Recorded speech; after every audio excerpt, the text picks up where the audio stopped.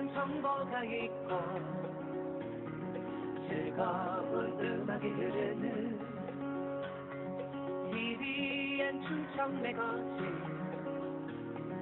이영주와 함께해요.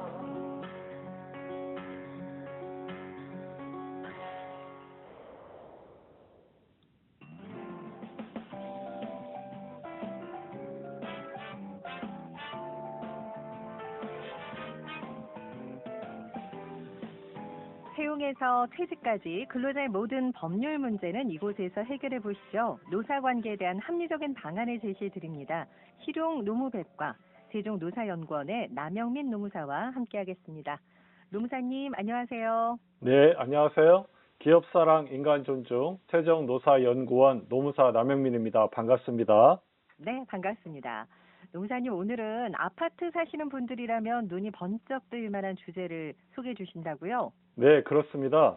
우리나라 주거 형태의 70% 이상이 아파트인데요. 네. 이 아파트 관리 현장이 사실은 노무 관리의 축소판이자 언제 터질지 모르는 법적 분쟁의 화약고이기도 합니다. 아, 네. 특히 이제 위탁 관리업체가 바뀔 때 직원들의 고용 승계 문제, 그리고 우리가 낸 관리비 정산 문제로 갈등이 참 많거든요. 그러니까요. 위탁 관리 업체가 바뀌면 아무래도 경비원 분들이라든가 미화원 분들 내가 계속 일을 할 수 있을까 이렇게 걱정하신다고 하거든요. 이걸 법적으로는 어떻게 보시나요? 네, 과거에는 업체가 바뀌면 계약도 끝이라고 봤지만 요즘 네. 대법원은 고용 승계 기대권이라는 것이 있거든요. 이런 것을 강력한 무기로 해서 노동자에게 인정해주고 있습니다. 네. 하지만 이제 무조건 다 되는 건 아니고요. 여러 상황을 케이스 바이 케이스 따져봐야 합니다. 고용 승계 기대권이라는 무기가 있다고 하셨는데 하나씩 좀 자세하게 설명을 해주시겠어요? 네, 첫째, 입찰 공고나 계약서에 기존 인력을 승계한다는 문구가 있는지를 살펴봐야 합니다. 위스탁 관리 계약서라고 있거든요. 그것을 이제 살펴봐야 하고요. 둘째, 업체에 선정할 때 고용 승계에 가점을 줬는지, 또 셋째, 수년간 업체가 이게 바뀌어도 직원들은 계속 근무해 온 관행이 있는지 등 이것을 검토해 봐야 됩니다. 네네. 그런데 만약에 위탁 관리 업체가 요건이 충족됐는데도 합리적인 이유 없이 승계를 거부하면은 그때는 어떻게 하나요? 네, 위탁 관리 업체가 요건이 충족되는데도 합리적 이유 없이 승계를 거부하면 예. 부당 해고가 될 수 있습니다. 아, 네네. 노동위원회를 통해서 복직이나 임금 상대액을 청구할 수 있습니다. 고용 문제도 참 중요한데요. 입주민 입장에서는 그 입주민들이 낸 관리비가 제대로 쓰였는지 이것도 참 궁금하거든요. 퇴직금이라든가 보험료를 업체가 안 돌려주는 경우도 있다면서요. 네, 그렇습니다. 위탁 업체와 직원들 간에 이런 관련해서 분쟁이 참 많습니다. 구체적으로 어떤 경우에 문제가 발생할까요? 네, 위탁 관리 업체가 입주자 대표회의 위스탁 계약이 1년이 채 안 되었는데요. 네. 안 되고 나서 이제 다른 위탁 관리 업체로 변경되었단 말이죠. 직원들에 대한 퇴직금 등으로 이제 문제가 발생합니다. 네네. 네. 위탁 관리 업체가 직원들을 위해 적립해둔 퇴직 충당금이 1년이 안 된 직원들에게 지급을 하거나 아니면 새로 바뀐 위탁 관리 업체가 그 퇴직 충당금을 그냥 그대로 승계하면은 되는 거 아니에요?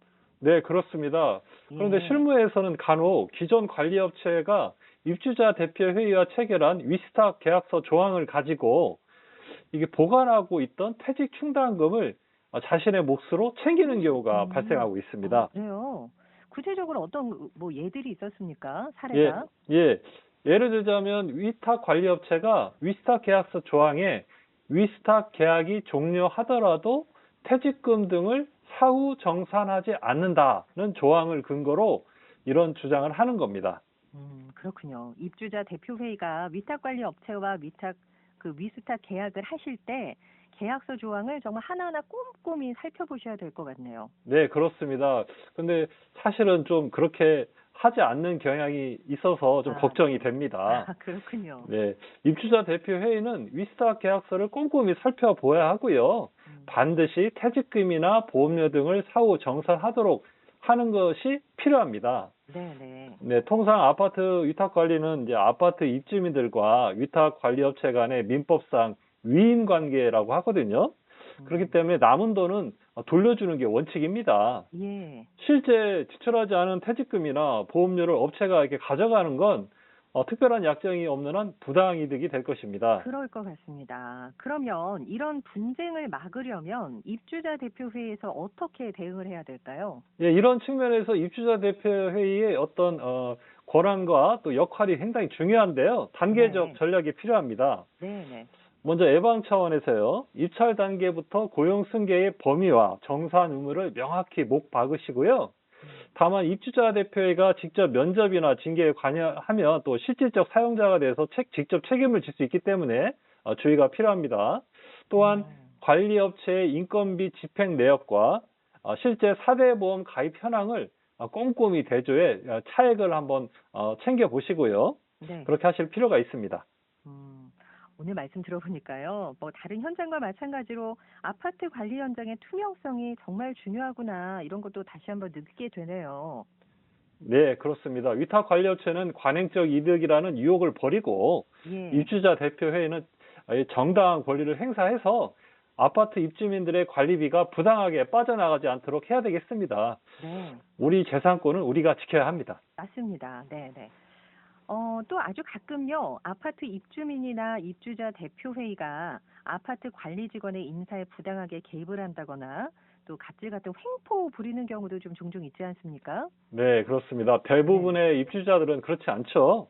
그럼요. 예, 모든 경우가 그렇지만 일부 소수, 일부, 예, 일부 소수 입주민이나 또 입주자 대표회의가 문제일 텐데요. 네.